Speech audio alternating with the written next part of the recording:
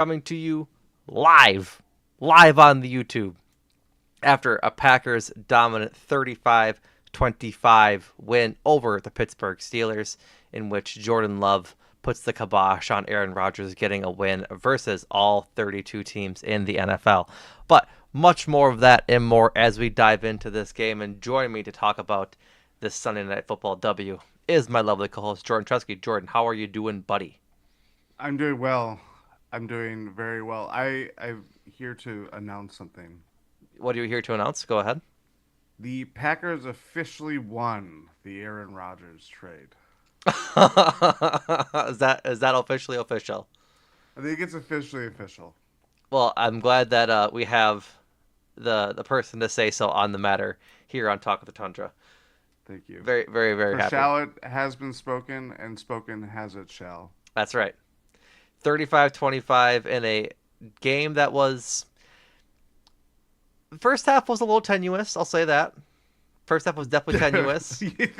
Yeah. Down 16-7 going in the half after Brandon McManus misses two field goals in the first half, hmm but they battle back and score 28 points in the second half, including 21 in the fourth quarter to pull away from the Steelers, who could not stop shooting themselves in the foot tonight. But considering you said as much, why don't we start with Jordan Love and his performance tonight? An all-time performance for him, 29 of 37 for 360 yards and three touchdowns, no interceptions, and no sacks. Jordan, speak on our king. Um, Career high passer rating at what was it, 134.2. Jordan Love was nothing short of exceptional tonight.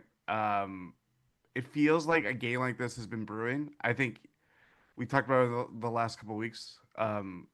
That even a game like last week where it wasn't like spectacular, it wasn't overwhelming, but I just felt like you know, their backs were against the wall, and he showed that he could be capable of rising in big moments and leading them to victory. And then tonight, it was just like one, it was certainly helped by someone that we'll get to very shortly after this, but like Tucker Kraft just eating up yards like he's Pac Man, Yak Man. Um, but you don't complete 20 straight completions without having a little verve. And I just felt like from probably the first throw that he had, if it was the first throw, it was that one where it was a play action and he's looking to his left and he just rifles a ball. It was Christian Watson. It was Christian It's Christian Watson. Watson. Yeah. First play of the game, or first passing play of the game, I should say, for the Packers. And from that throw, it was just so dialed in to like what we kind of saw from like Jordan Love's like first career NFL start, or as a starter, I should say, pass after they passed the torch. It just felt like he played with an assured confidence all game long. And even when the offense was going three and outs in the first half, I didn't really worry about him because it was just more of like they were just kind of playing dink and dunk. Yeah. And then when the offense opened up, obviously it helps when the Steelers are playing terribly in coverage, and Kraft is getting anything that he wants in the open middle of the field. They, Like that's when Jordan Love was just setting into overdrive. oh, for sure. And I think like the Steelers secondary didn't play well much tonight at all, like frankly. But I do think No, like that once Elliott went out too, they were down on another body uh in that secondary. That wasn't good for them either. But I do agree with you that the Jordan Love, once he got into his rhythm, was just rinsing and slicing and dicing this Steelers secondary and kind of getting whatever he wants. So I was very happy to see that, uh, obviously, and I think like uh, looking at the first few drives, first drive was a three and out. It wasn't very inspiring to see them uh, kind of start that way. Usually when they don't really start hot, it's kind of a not a bad omen per se, but this team likes to defer, get the ball in the second half, and just kind of ease into the game. They didn't get to ease into this game, and the Steelers defense came to play right away, but then yeah, kind of tailed off towards the end. We talked about it a lot in the Discord, but like I think 20 straight completions for Jordan Love tonight. Uh, I, the incompletion he lost it on was the most like stupid way he could have lost it. Just a throw at the guy's feet so you don't take a sack kind of thing. It's like, oh, I wish there would have been like a shot in the end zone to try and complete that. So, not a big deal in the context of things, but like it would have been cool to see him break Brett Favre's record when he's playing Aaron Rodgers. That'd have been cool. Yeah, certainly helps. Certainly helps. Um, but yeah, like the once Jordan Love got into his groove this game, I think that's really when you start to see the quarterback that Jordan Love is and the one we all want him to be all the time. Like during that stretch of of uh of 20 straight completions, he rifled one over the middle to I think it was Watson uh in the middle of the field and just like lets it loose. And that's how I want to see him play when he's got a lead like this and is able to just be himself and not sort of work within the hard constraints that the offense under Matt LaFleur kind of puts on him. Not saying that it's a bad thing, but like it's definitely a regimented offense that they abide to or adhere to most of the time. But golly, when he's able to just sling it and do what he wants to do, it's so much fun to watch, man. It's just so much fun. Well, and I mean, you look at the stat sheet. I mean, he threw to 10 different wide receivers, or I should just say pass catchers throughout the night. We saw a lot of blitzing from Pittsburgh early on, especially on third downs. And I think that's really, one of the biggest stats that I've heard going into this game from a lot of national NFL podcasts would talk about Jordan Love being the best quarterback when not pressured and being the worst quarterback per EPA when pressured. So it's literally just feast or famine based on how many numbers game through. And Pittsburgh really played to that. Like we talked about going into this, like they had the front four capabilities of getting after this offensive line that got roughed up tonight. For certainly Zach Tom left the game. I think he returned by the end of it, which is uh, certainly a good sign, considering he Yep, has an he oblique did. injury and was stepped on by Jordan Morgan. Nothing malicious, but it was just like when he was over that streak, he's not. It's not dink and dunk. It's not checkdowns. They're going for it. They're finding gaps and all over the field, and it helps. It's the thing that maddens a lot of Packers fans of the endless amount of wideouts or targets that he's going to throw to. But we had the best of both worlds of you never know who he's going to throw to and how it could be productive to this offense. And then you have superstar performances that propel Jordan Love, that propel the Packers like Tucker Kraft did tonight. He literally did something that no Packers tight end has ever done in Packers history, which is quite remarkable to say. Yeah, Packers tight end. I clicked off the picture of Jordan Morgan. Jordan Love to read this tweet. Packers tight ends with 140 yards and two touchdowns in a single game. Tucker Kraft, that's it. Dealt with by that guy. Jordan Love, come get some. What an iconic picture of that the Packers just tweeted out 20 minutes ago. That's been going around Packers Twitter for a few days now this week, but it's still very funny to look at regardless. So, I mean, I'm just happy that we saw this version of the offense in the second half tonight. Like Yes. we still didn't see full four quarters, but we saw I'd say like three and a half, which I'm definitely pleased with, because the sooner that this team can sort of hit all their um, or hit the ground running and just not let up any sort of lead that they can throughout a game, I think is when you really see like this team become true Super Bowl contenders. Not that I don't think they are like now, but you can't start slow against good teams. And they started slow again tonight, only scoring 7 points in the first half. Like you can't rely on scoring 28 points in the second half to win most games. So glad that they pulled through against a decent defense, with a lot of star players, but that a defense that is while good hasn't been playing up to snuff lately. No, I mean the offense. It's again, it's symbiotic. The offense wasn't looking good in the first half, and the defense is wearing down. When the offense is looking good, the defense kind of found their swagger, their fire again, and I think they really came out of the gates hot, especially like Edgerrin Cooper was kind of embodying that. But Mm-hmm. it certainly helps when your offense is humming on all cylinders. You're getting everything you want and you're getting points on the board because that's the biggest thing that was not happening in the first half. Like they were getting in scoring position and two missed field goals could rear their ugly head in a house of horrors Yeah. that is Pittsburgh. Mm-hmm. Um, so Jordan Love is now the first quarterback to win in Pittsburgh since Bart Starr. 55, Maybe years. something. Well, I was gonna say, I think that might be the only thing that Jordan Love has done that Brett Favre and Aaron Rodgers have not done. Is win in Pittsburgh.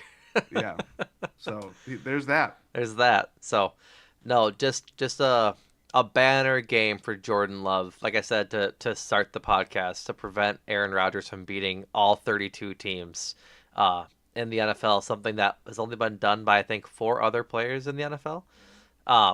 Rodgers would have been the fifth, and who knows if Rodgers gets another chance at doing that if he continues playing or this, that, or the other. But like it was a special night for both of these quarterbacks, and like I think Rodgers played somewhat well. I think he was having a lot of trouble with Micah Parsons. So we'll talk about the defense later, but it was just a fun game. I want to take a couple minutes here just to talk about like how fun it was to see Rodgers and Love dueling on opposite sides of the field, and for the most part, both of them playing fairly well.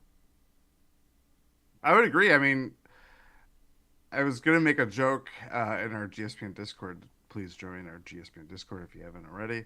I was gonna make a joke of saying, after all this time, the Steelers are letting Aaron Rodgers down with this horrible defensive performance, and I'm just like, oh, this is what it's like. This is what it's Because like. it was until like the Packers took the lead that like the offense was, they had a lot of field goals and they weren't necessarily going for aggressive, but that was also because the Packers were making plays to get them out Mm-hmm. of making aggressive decisions.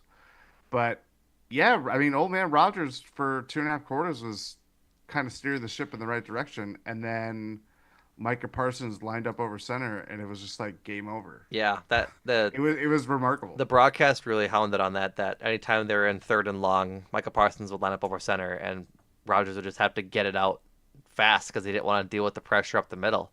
But before that, and like even throughout the game, Rodgers was layering throws. Like he was putting some balls in places that I was like, wow, like that's an incredible throw. Like the Roten Wilson pass was a nice like crisp pass. The one Yep. to Jonnu Smith, I think, over the middle that Evan Williams broke up.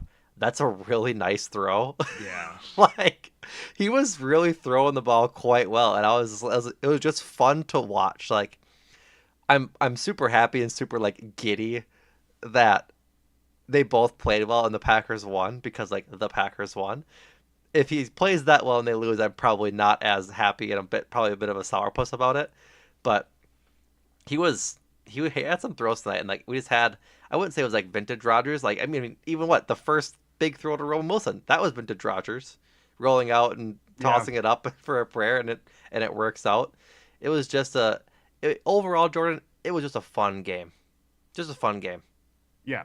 It was exactly what I think we were thinking it would be going into it, where it's like, I don't know, there was something loose about it in a way where like there wasn't, again, like not to make this comparison, but it's still very fresh. It's like it didn't have the same stakes as Favre coming back with the Vikings and it being at Lambeau.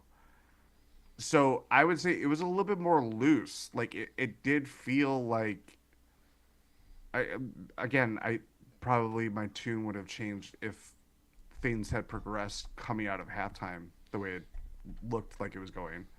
But there was just something about it that just didn't feel, it was not quite the circus that was Favre coming back to Lambeau, but it was, I don't know, I will still hand it to him. He was playing like how he had been pre-injury. It was just a lot of things got in the way that derailed Pittsburgh's entire performance that still is baffling. Yeah, a lot of baffling stuff that we'll talk about in a little bit, but I think it is now time to talk about the man of the hour, Tucker Kraft, because golly, what a night from Tucker Kraft. This is the kind of performance that we have been, and particularly, I'm not going to say me and take credit for it, but we both have been yearning for out of Tucker Kraft and for him to be involved in the offense because it was just that good. He goes 7 catches on 9 targets for 143 yards and 2 touchdowns. As we talked about a couple minutes ago, first Packers tight end to go for 140 and 2 touchdowns ever. And so making history that way. He looked like the tight end that he's destined to be. He is a top 3 tight end, and it's performances like this one that showcase that. Like, he's been in the mix all year long. I mentioned it after the game last week against the, why am I forgetting who they played last week, against the Cardinals, that he had like 53 yards and like a touchdown. Like, that's his like stat line this year or something like that. But he really breaks out this game, including the 59-yarder on the prayer that Jordan Love threw. And then he has a couple of nice passes, or catches rather, where he gets it near the boundary and just sort of waltzes in for his touchdown. His second touchdown, I think he was like untouched until like the 3-yard line where he goes in. Like, when he is when he's included as a focal part of the offense, he has potential to just be the best tight end in football between him, Trey McBride, and George Kittle. Like, those 3 guys are like the top 3 tight ends in football, and any given week, any one of them can really shine for what is an awesome performance. And this week, it was Tucker Kraft's turn. I mean, we've seen like the Commanders Thursday night football game. He had some huge plays that really elevated the offense. Hilariously enough, Um, sorry to interrupt, I no, have the cryon that the layup for the YouTube is saved is from the Commanders for our game, last and it was live. right. It was Kraft, Nixon, shine as Packers beat Commanders. I was like, oh, similar. Tucker Kraft just must love Sunday Night Football. Honestly, I mean, I do think that is the case for another Packer that we'll get to, but we talked about like that being a breakout game. Is this like, especially early on in the year, where we're kind of like, who's going to emerge as this number one? What is the passing offense going to look like? And it kind of drifted away. It was more quiet games. Last week he comes on, and the big fourth down conversion that came at a huge spot in that game. There was a throw that was very similar to it, where I don't know if it was based on the camera angle or the way that Love was kind of drifting back, but they were eerily similar in that he kind of threw it up, and all of a sudden Tucker Kraft comes down with it. And tonight, at least in this case, he was just, guys were trying to tackle him. Literally, I think, broke 4 tackles on that play that was like 55 yards, nearly 60. And it's just like, this guy is a monster. Like, it is one of those things where I I, I don't want to say he's matchup proof, because I think the Steelers really helped the Packers. I mean, this is kind of the MO that the Steelers are battling, is that Tomlin's been there for such a long time that he really doesn't change the way he has covered marquee wideouts or targets. I mean, Jamar Chase's performance last week was kind of the epitome of that. And Tucker Kraft kind of came in and did the exact same thing. Like, not to the same volume, but like, there was just open field. Like, it was like almost like so wide open, like it was like soccer. Like, that's where you just see patches of green on this, terribly maintained field in Pittsburgh, and Tucker Kraft is just eating up like these chunk plays time and time again. It was just remarkable. I mean, I think that really, just seeing those plays helped Jordan Love get in the groove, obviously. Mm-hmm.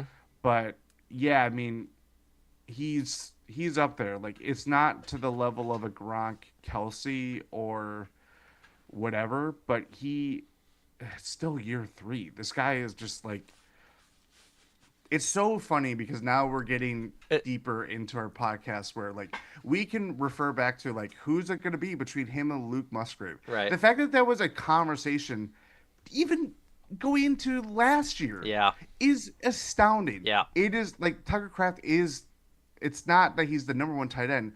He might as well be the number one target on this offense. Yeah. And it's still great that we have other options that we can turn to. Also, you saying he's not Gronk or Kelsey, as if those 2 guys aren't like 2 of the best tight ends to ever play the game. Yeah, those things are so easily attainable. Yeah, That they're we're just like, yeah. He's not Gronk or Kelsey. He's not a second or possibly third ballot Hall of Famer and a first ballot Hall of Famer. Like, Gronk yeah. could very well be a first ballot Hall of Famer. He should. He should be, Well, but it's more of like I think when we talk about like we kind of talked about this with the breakout game stuff like before with yeah, Kraft and with Golden, and it's like we just want the immediate payoff of like this is yes. it. This is what asserts him as like the next thing that's going to take over the NFL, and Mm-hmm. it takes time, and it takes a lot of like consistency, continuity, whatever it is, but like I don't think whatever the Packers accomplish at the rest of the season and how far they go in the playoffs, like Tucker Kraft has asserted himself as someone that's as important to this team as Jordan Love, Micah Parsons. Is that it? Probably, probably. Josh That's Jacobs is that's up there. Quay Walker might be in that Yeah, tier too. Like this is where it's getting crazy. yeah. Uh he's so important to this team that he went out for concussion protocol. I'm almost certain. Uh, Yes. after that drive, the second drive, I forget which drive it was, but he went out for a drive essentially, and then came back in, catches his Yeah. second touchdown, and then pisses me off because he's headbutting Sean Ryan without a helmet on. Brother, you were just in the tent. Calm down. Happy National Tight Ends Day. Happy National Tight Ends Day, man. But yeah, Tucker Kraft with just an awesome, awesome, awesome performance. Like you had said, we've been waiting for the breakout game. We've been waiting for him to sort of assert himself as like the guy, and this is that performance. I'm hoping we get to see other performances like this in the future from other players on the team, but I'll take him as I can get him, kind of thing. I'm very very happy with his performance tonight.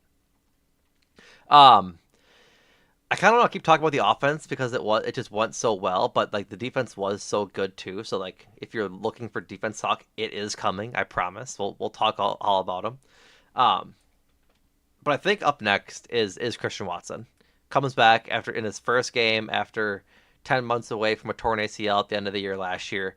Goes 4 for 4 on targets and catches for 85 yards and was had his hand in a bunch of really good plays.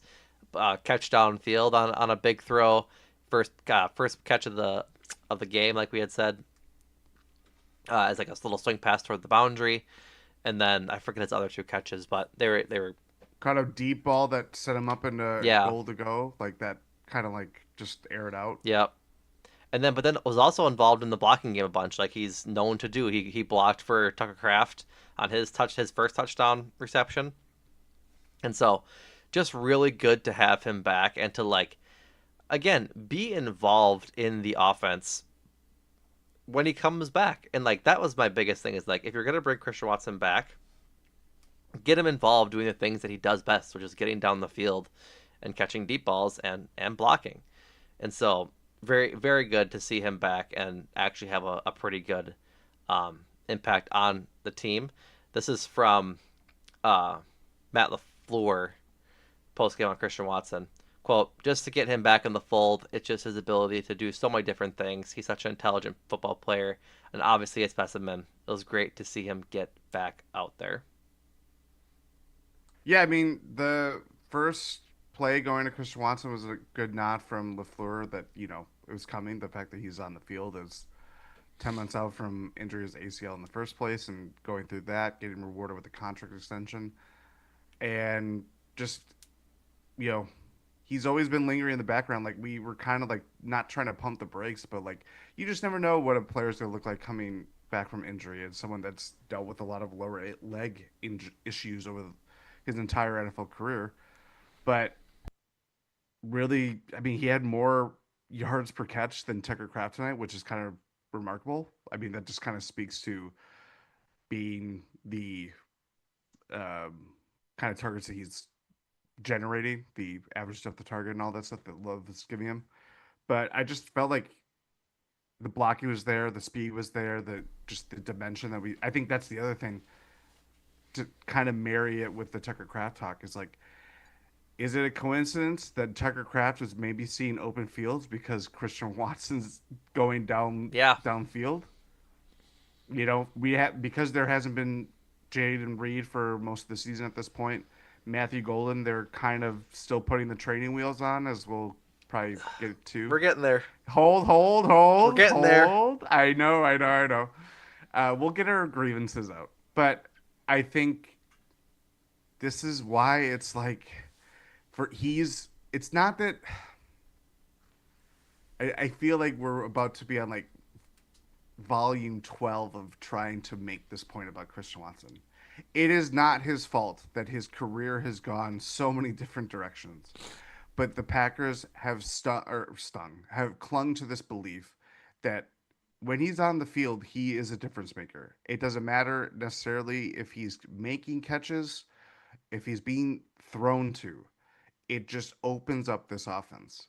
And this is not to put it on the tape guys out there, but like I will be very curious of like what the coverage was looking like from a bird's eye level of like is Tucker Kraft so wide open because there's so many numbers going to Christian Watson if he's just doing go routes or like just going downfield like either way that's the thing that just adds another dimension to this offense that it frankly the Packers don't have or if they do have they're maybe restraining it with one player specifically. It's from Jacob Morley. Uh, he's replying to somebody, or someone replied to him saying Watson makes his offense different. And he responds, they average about a TD more a game with him on the field.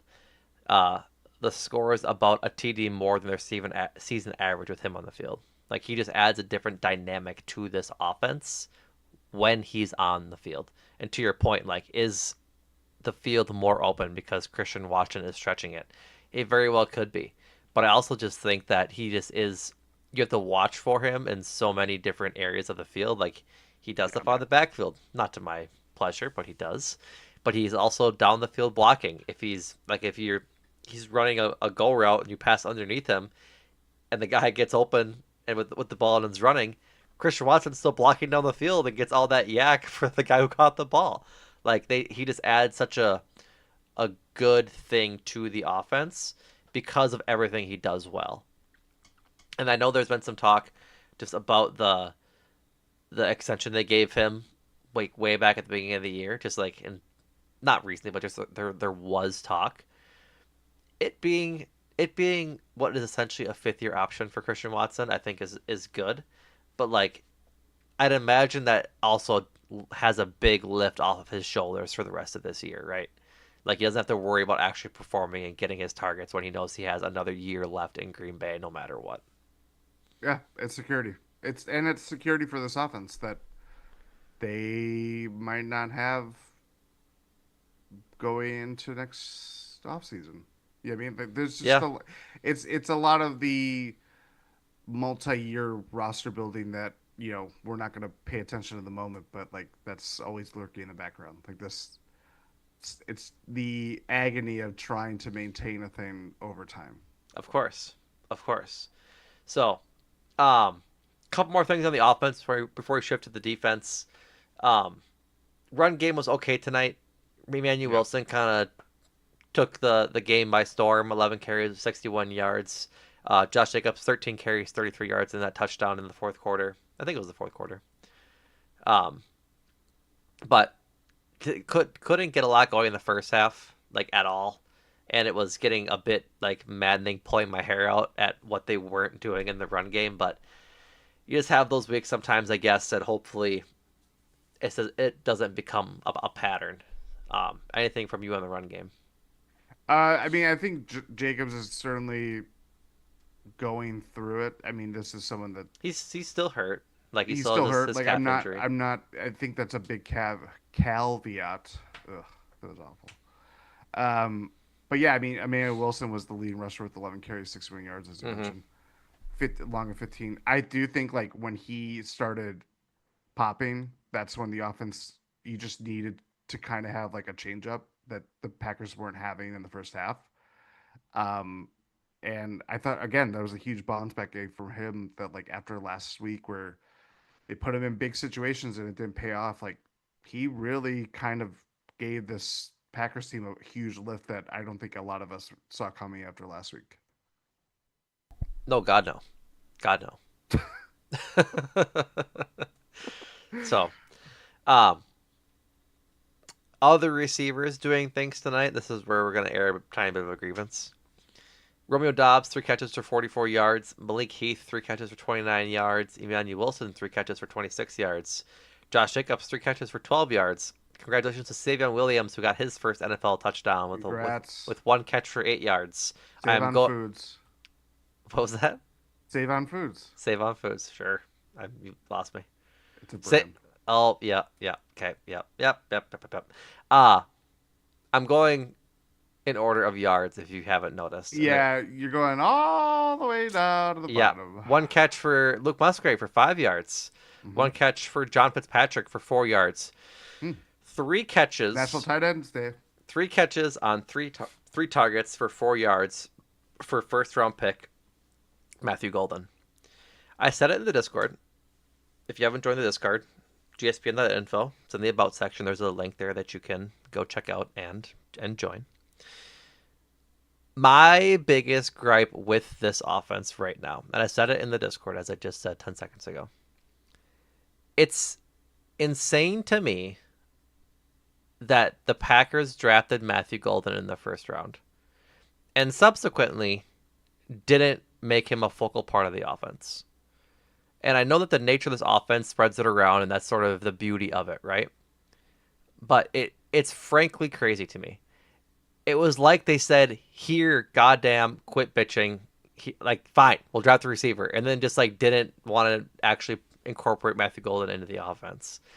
I think it was, I think it was in the third or fourth quarter. I think it was like right before Matthew Golden's last catch. Malik Heath had a catch up the sideline for a first down, and then Matthew Golden, I think, had a catch a couple plays later, and then Christian Watson had one a couple plays later as well. But I was like, it's crazy to me that Malik Heath was getting, to that point, more looks and throws than Matthew Golden was. Prior to that catch where he caught, it was like a 4 yard catch, Matthew Golden had 2 catches and 2 targets out of the night, and Malik Heath had 3. And I just don't really know why. Like, you have two absolute speedsters in Christian Watson and Matthew Golden. And obviously, Christian Watson just got back. You're not going to have him do full out sprints on Pittsburgh's bad field, which actually held up pretty well tonight, if you ask me. Uh, okay, I don't mean to derail you, You're but I fine. saw right before we went live, there was an article on Awful Announcing, which is a great website. Yep. But there was an incident where a Sunday night football worker got seriously injured while preparing the stadium for the game. Lovely. Lovely. So it's a house of horrors for a lot of reasons. Right. But getting back to my point, I Okay. don't know how you're not utilizing the triumvirate of Christian Watson, Matthew Golden, and Tucker Kraft to scheme any one of them open every single play. Like, Romeo Dobbs has his spot in the offense, of course. He's the weapon as well. I'm not excluding him from this conversation. But those three are dangerous as a trio. Why does Matthew Golden only get looks, seemingly the majority of his looks, within 5 yards of the line of scrimmage? I just don't understand it. And I just don't know. Like, I want to see him force fed almost. Because, like, we know he gets open. We know he gets open. And I just don't know why. And maybe Jordan Love hasn't developed the trust with him yet. Maybe, like, that is the simple answer to all of I don't know if this. it's Jordan Love. This is my caveat. Like, this is me hedging my bet. Maybe it is this that Jordan Love doesn't have the chemistry, um, with Matthew Golden yet. I just don't know why Matt LaFleur isn't making more plays for him or calling more plays for him. It boggles my mind, and I would like to point to, like, this is kind of how we treated Christian Watson for the first half of the season, his rookie Yeah. year, and then eventually he broke out against Dallas. But, like, it was that first play against the Vikings, which we always come back to. Deep shot down the field, drops it. We don't really see him that much, like much of that for the rest of the season until Dallas. And I feel like that was the same thing that happened to Matthew Golden. He had the deep shot down the field, I forget against who, that was just out of the tips of his, it was in the middle of the field, just out of the tips of his fingers, and it drops incomplete. It was early on this phase. I think it was like, The Lions game? it might have been the Commanders game. I don't know. Yes. It was either the Commanders game or something, or one of the first three, four. I think it was. No, yeah, it was the Commanders game because it wasn't the Yep. Browns game. It wasn't the Lions game. But then you just don't see him again. Like, why are we targeting him downfield? He's fast. He's got sure hands. And shout out Joseph W in our chat talking about Golden. I'm not worried about Golden. I'm worried about him getting acclimated in the offense. And you're right, Tucker Kraft is the number one option right now. But like, all of me wants to see this offense click with all three of them getting good looks. And I'm just frustrated that a player like Malik Heath, and no discredit to Malik Heath, he had a good game tonight. He's a good player. There's a reason he's on this team. It just shocks me that they choose to give him more plays and more looks than their first round pick. I mean, I will say 2 points of rebuttal that are not really because I ultimately agree with you. I think one, the difference between the Christian Watson, um, kind of, if you want to just call it training, of his rookie year of like how the first half was, and that he was doing jet sweeps and just kind of like little stuff that you build on as time grows. I would say the wide receiver room going post Devontae like was not nearly as settled as it was now. Like they have plenty of pass catchers that usurp what was Alan Lazard, Randall Cobb, rookie year Romeo Dobbs on top of rookie year Christian Watson. Probably forgetting someone else. I don't even remember who the tight end was that year. Was it Tunyon? Did they bring I back think it Tunyon for was still that? Bobby Tunyon.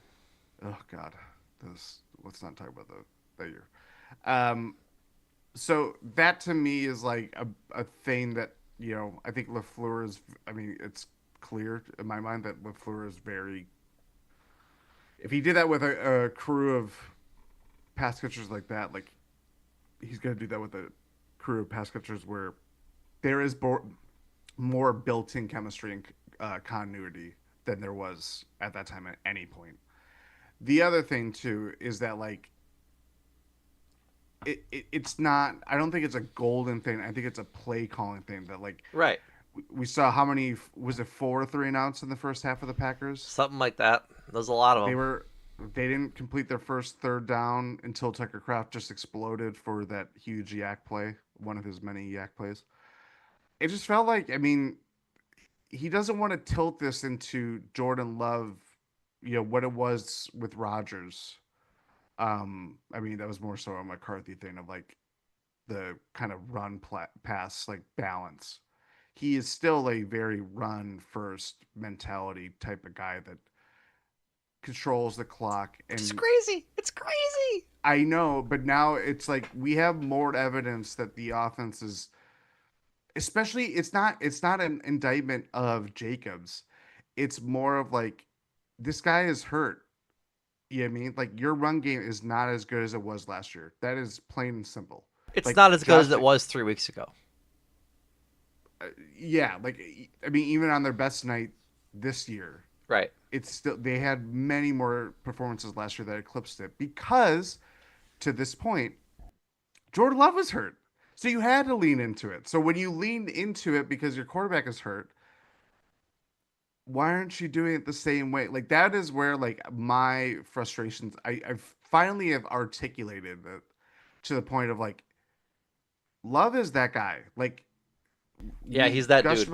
we gush about Kraft and like I'm not again he's not he is also game dependent but like I see it when they're down and he is more like assured of himself as like I am leading this team to victory. He makes more big plays, he completes throws like even when he's getting pressured and he still extends plays far beyond he should in some cases but like ultimately you want that rather than someone that can't see those things at all. You know what I mean? And so I think that to me is like it's more of just the play calling balance that LaFleur is trying to cling to, that at some point you kind of have to lean into what this team is like this year, because these things evolve. Like, not to go bigger picture discussion, but how we talk about this Packers team is not how we were talking about it last year, for obvious reasons. But I think the biggest part of it is that Josh Jacobs is laboring through no fault of his own. Jordan Love is playing. He's healthy. He's playing as well as we've ever seen him, including down the stretch of his first year as a starter. Just lean into it. Unleash the guys. Like, don't put the cart before the horse, but like you might be able to do that with this team. And it takes them to this Super Bowl caliber ceiling that we're hoping that they can achieve. Exactly. Exactly. So, alrighty, let's talk about some defense because defense played pretty well tonight, if I do say so myself. Um, Despite the points. Despite the points, uh, Carrington Valentine had a really good night. I think we. I don't want to start with the secondary. I guess we can start with the secondary since they played somewhat well. What are you doing? That is the wrong direction. Put that left hand down, sir. CV. Yeah, quit picking those. God. Um. you threw me off track. Uh Carrington Valentine. yeah, you threw me way off track. Jesus Christ. I just Uh broke up passes like Carrington Valentine did yeah, broke up. all night. That's right. Carrington Valentine getting targeted a lot tonight. He got thrown out a whole bunch, especially covering DK Metcalf. I mean, even like the play at the end of the game when he gets targeted on Roman Wilson when he catches a touchdown, like he was there too.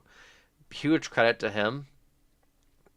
Keyshawn Nixon didn't have a great game, frankly, in the first half.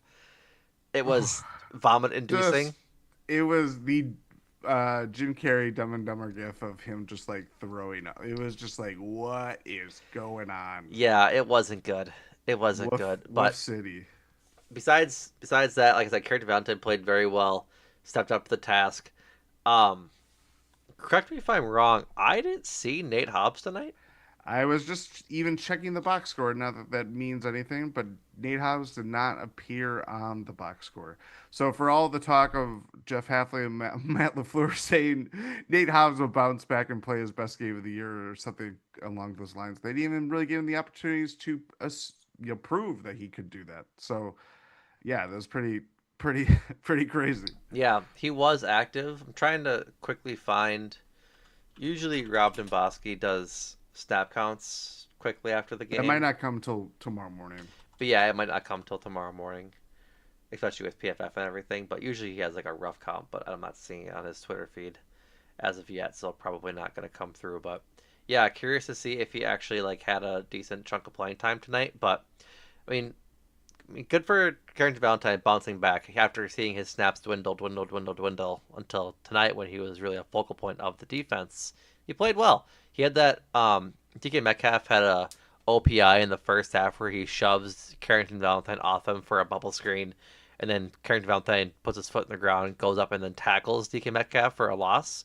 Like that's a really awesome play, just like a dog type play to make an impact, and he did. And it was a feisty game tonight, and I think like we can talk about this at length or at like overall as a larger point, but the Packers defense was frustrating the Steelers offense to the point where DK Metcalf kind of really sold the game when he shoves Quay Walker in the face and gets a 15-yard penalty on what would have been a 3rd and 2 becomes a 3rd and 17 in a crucial point of the game.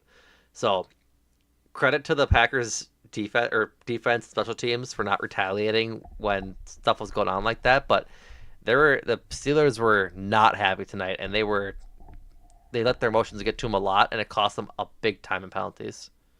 Yeah, I mean, again, one of the gripes that I feel like a lot of Packers fans throw at this Packers team, and that they have penalties, they have undisciplined errors. If you didn't know the age discrepancy of these teams, you would have thought the Steelers were the younger team in that way. Like they were just playing very frustrated when things weren't going their way after going into halftime with a 16-7 lead. Um, yeah, it was again baffling how the Steelers just kind of self-destructed, and I do think a lot of it just came down to this defense. Like they gave up 25 points, but even with coverage issues for Keyshawn Nixon, errors in that way of DPI, defensive holding. Carrington Valentine, I think, put in the best cornerback performance that we've seen all season. Maybe even secondary. Not to discredit Xavier McKinney, but like I just didn't see a game like this coming, especially when it was DK Metcalf. He had 5 catches, 55 yards, and a touchdown, but I don't think. I think if we knew that going into this game, like we would have been like, well, they win. Like, and obviously they did. Um, Yeah, I mean, and the pass rush. I mean, they were just getting. They didn't have Lucas Van Ness. They didn't have someone else is missing from Warren Brinson. Not that he's a big name, but it's just another option. It's kind of funny how the this group is looking really good without Lucas Van Ness on the field. Yeah, it's looking good. And that's not a dig at Lucas Van Ness. It's just that they're. No, it is. I don't think it is. Like Lucas Oh, Van Ness played well before he got hurt. Like he was playing well. He had moments, sure, but I thought he was having a fine season until he got hurt. And it's not like, I don't and, know. and you know what? Like, I and don't know. I push back because the run defense has not looked good. Like, and that was where Lucas Van Ness kind of was having a bigger impact, is setting that edge and kind of getting to runners inside the tackles when others couldn't. That I will say. I mean, Pittsburgh. I felt Like like Jalen in Warren ran all over this team tonight. Yeah, they were getting a lot of action outside of tackles, and you could put that on Gary Parsons. I mean, a lot of it was too that they were kind of playing like a 3-4, and It they're spread really it wide. felt a lot worse, but Jalen Warren 13 carries for 62 yards tonight. It felt a lot worse than that. Yeah. What was their total rushing, 93, 5 carries for 31 yards to Kenneth Gainwell. which is kind of crazy because the Steelers are not. That's kind of falls in line with their average, but it did feel bigger in the moment of like they're moving the ball down the field, probably for the fact that it only ended in 3 points. Right. Yeah, I mean, Yeah. so I will just say we could table the Lucas Van Ness thing, but we're Well, on let's watch. let's table it. But the pass Um, rushers, like they were so good tonight. Micah Parsons had 5 pressures and a sack. Uh, his sack came on a play where he had 4 different Steelers chip him or try and block him. Like that dude is incredible, man. it's He's simply incredible. Like, and then uh, and then Rashawn Gary is feasting on the fact that Micah Parsons is doing so well too. He had 2 tackles tonight in what should have been a forced fumble, on that grounding by Rodgers. That was, albeit a smart play.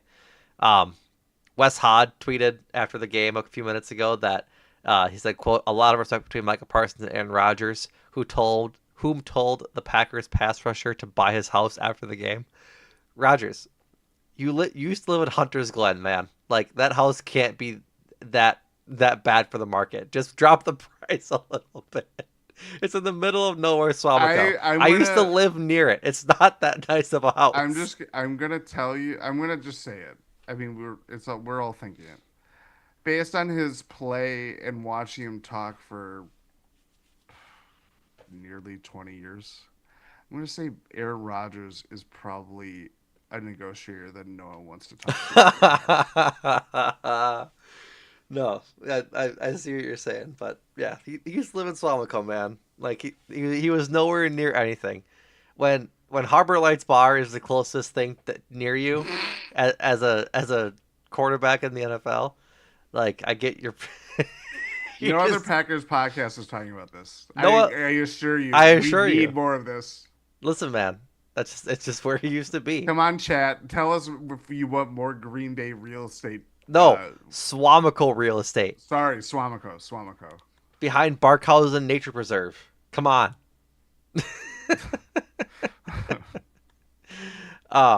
But no, the pass rushers are just feast when they have a chance to pin their ears back, man. Like it's just so much fun to watch, and I'm glad Rashawn Gary is the beneficiary of all these Micah Parsons pressures. That was like the biggest talking point we had when the trade happened, right? Besides the obvious, is Yep. that like a rising tide lifts all ships, and Rashawn Gary is looking like the pass rusher that we've wanted him to be ever since he signed that contract because he doesn't have to go against two like 1v2s every down. Like they have to commit more and more and more resources to Micah Parsons just to even stop him. And so then you get Rashawn Gary beating guys one on one, claps in the pocket and getting sacks. Like it works so well. And that's it's just It refreshing to see. and it's not just the Parsons thing, but it is at the same time. But it is just like if last week it's Micah just taking like a one man show. It felt like it sometimes. Not that Rashawn Gary didn't have a great game himself. He had a big moment.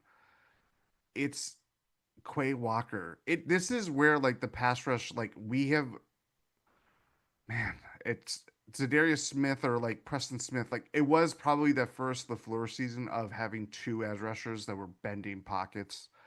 And really like that was the linchpin to that season being an overachievement in a lot of ways as the offense is not gelling. Right. It is just it's been a long time since we've seen the pass rush be have dimensions. It's the edges working in tandem. It's Quay Walker, Edgerrin Cooper shooting up the middle, and just like that all matters. It matters that you can do that for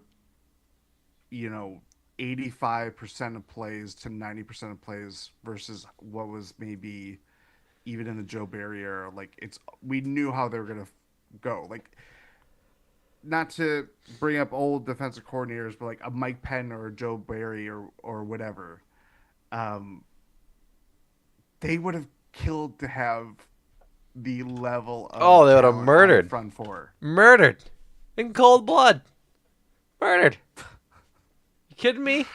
To have Yep. Micah Parsons, Rashawn Gary have this front for what they wanted to do, they would have killed somebody in the middle of the street. Happy Halloween. I had to contain my laughter because Rashawn Gary on Jordan Love post game quote, "He's him, he's him. Everybody in the league, if y'all not woke, please wake up.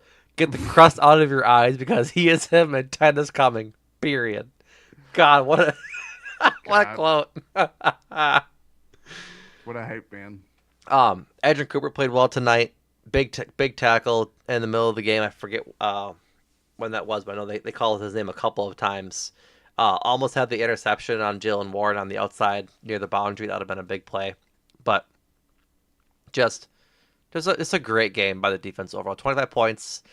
Not so telling when the last touchdown was scored with like 2 minutes left. It would have been uh, 19 points regardless of that. So Yeah. very, very overall and happy with the defensive performance tonight. Yeah, I mean, I thought Edgerrin Cooper, he was the other guy that I was thinking of when the lights are brightest and maybe you're on a Sunday night, Monday night, Thursday night showcase, he plays better. Like I think of the Seattle game last year, probably the Packers' best win of the year, and Yeah, Edgerrin Cooper is at the center of that. Like he helped set the tone that the defense certainly drifted from over the course of the first half. But when he's running out in coverage and just taking guys out one on one, being able to do that against a tight end, being able to do that against a running back, like that stuff is hard. Like we have seen how hard it's been for the Packers to have one good linebacker, much less two. So I just felt like it I would easily say it's his best performance of the season, and I think he's yeah, had some growing pains as in his as a second year, sophomore, but yeah, that's to be expected. yep, And bar for expectations have been raised, but tonight I felt like he overcame them after kind of a slower start to the year. 100%, 100%. Anything else for the good of the order, We Jordan? got it. I think I have one more. Go for it. Let me hear about it. Brandon McManus. I didn't want to talk about it, We have to. but We have to. what are your thoughts on Brandon McManus? I mean, he missed two field goals. The first, I mean, what was it, 57 yards, Yeah. middle of the field, coming back from a quad injury. Like, I think we all gave him slack. It's not a great miss, but it was also just like he doesn't have the leg for it. Like, I don't think he was. If if this was in Denver where he played for like 8 seasons or whatever it was, probably more attainable because it was not a outright miss. He was just short. The second one, though, I have never felt more certain that a kick was going to be missed. Like, Yeah. so I don't think it's. I don't. I truly don't know what they're going to do. The fact that this opens the door for whatever. I'm trying not to swear. Whatever Okay. shenanigans Okay. will happen because they didn't cut Lucas Haversick. They made him inactive, but they have two kickers on this team. Yeah. I'm just saying this team is we're not out of the woods of this team kind of being like where it's not that they're underachievers because they're still 5-1-1, but we're still waiting for this team to kind of form into what we hope to be a Super Bowl winning team. We're in the margins game. We've been in the margins game for a while, and I think Brandon McManus, like, I don't know. I don't know if that job is safe. I don't know if that job is safe. Let's just say. I don't know if it is either, and thank you for filling in while I absolutely blew the shit out of my nose. Uh, I I'll, like. I'll swear for you on that one. Uh, I think the job is safe. I know where you're going, and I know where a lot of Packers fandom is going as well, and I've been there too. I don't think you judge a kicker by his first game back from a quad injury on a field where I'm sure he was certain he didn't really want to give his full trust back to it, especially coming off of a year where he did so well, right? Like I think Brandon McManus has the leg to kick 50 plus yarders. 60 probably not. But I also don't think that I'm in the business of putting my full confidence in a guy who was not kidding trying to be a substitute teacher 3 weeks ago. Like, if Lucas Havrisik was as good as he was in against the Bengals and the Cardinals, like for the rest of his career, then yes, of course, he'd be on an NFL roster before the last couple of weeks. There is a reason he's not signed, like or wasn't signed. It's because he wasn't reliable, and unless Brandon McManus shows me something like catastrophic, I'm just riding with Brandon McManus because you're not going to play on Pittsburgh's field most like the rest of the season if ever again for him if he's with the Packers. You're not going to have too many games. You're coming off a quad injury and testing out how much strength you have in that leg. And so I'm fine just riding with him that way. And until he starts missing from within like 40 and starts missing extra points, I have no issue um, riding with him because otherwise, Jordan, I'd rather them just go for it if they're in field goal range at 50 yards, anyways, unless it's like 4th and 8, right? Then you're kind of forced to kick. But anytime they're kicking 50-yard field goals, I would much rather them just go for it on 4th down versus kicking that field goal if the game necessitates for it. But until he starts missing extra points, until he starts missing like what are essentially chip shots in the NFL nowadays, like 50 and under, I have no problem keep like staying the course with Brandon McManus, even though we saw Lucas Haversick set a Packers field goal record just last week. I will just say it's all valid. We're reactionary. Who? The Us? no fans. I Oh, mean, what not position us. tip? Welcome to the Talk of the Tundra reaction podcast that reacts to. But fans are very reactionary, and there's no greater position on an NFL team that is typifies that than a kicker. Like if you're not making kicks, everybody's gonna say cut them Yeah. because you can't trade them. Because No when one has there wants your been a bad kicker kicker. traded? Yeah, I will say I don't think NFL teams are the greatest judge of kickers by any means. I mean, we just saw the Giants. That was tough. Yeah. Um, so that's my thing. I just think it's. I posted this on Blue Sky, but I think it's just incredibly ironic of like the biggest thing that it's like the succession plan from going from Aaron Rodgers to Jordan Love and all the talk that was generated for nearly 3 years until it finally happened of like when the Packers are going to do it, yada yada yada. The Packers have not been able to figure out their post kicking or kicker position since Mason Crosby, and Brandon McManus comes in after essentially being, you know, put on the sidelines, so to speak, because of off the field incidents that eventually led to him coming to Green Bay. And I'm just saying, I don't know. The injury is complicating things for sure. Your points about the field are totally valid. I just would not be surprised if this kind of opens up some doubt for, do we see more of Lucas Haversick next week and kind of we'd hope to be a more non-stressful game, and they're gonna let McManus try to figure it out. Like this thing, either way, like this thing is gonna linger over the Packers. Does it have to?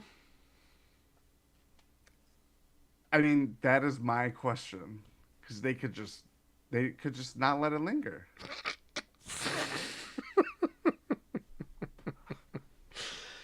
Oh, it's almost Thanksgiving season, which means it's almost cranberry season, folks. So. It, it is. Yeah, Oh, I have no desire to discuss kicker at this point. Like I just think once you start changing once you start shifting who you're going to week, yeah, that's just where you have problems. Like yeah. I again, mean, it's like a bull. McMahon, It's like a closer in baseball. right? Like, McManus would just have to literally and figuratively explode for me to have like no more confidence in him. Not literally, just figuratively. So I don't know what I can say after that. that's good because I have nothing else to say except for the fact that before we head out here, Tucker Yeah. Kraft on Jordan Love. When you're talking about Favre to Rodgers, Rodgers to Love, Jordan has stepped up and fulfilled his end of the bargain. Well said, Tucker Kraft. Jeez. Well said. That does it for us on this episode of Talk of the Tundra, folks. Thank you so much for listening. Thank you for those of you that joined in on YouTube. Podcast listeners, if you're not Thank you. subscribed, go subscribe to the YouTube. We'd appreciate it. Talk of the Tundra, or at Talk of the Tundra. We'll be back in your podcast feeds later this week as we preview the game with the Carolina Panthers next Sunday. For all things GSPN, go to gspn.info and check out Ty and Rohan as they talk about the Buck season as they fall in a close game to the Cavaliers today. Yeah, like I said, thank you all for listening, and what a wonderful 35-25 win. We get to celebrate Victory Monday as you're listening to this, so all's good in the neighborhood. Thank you all for listening, and Jordan, thank you. Thank you.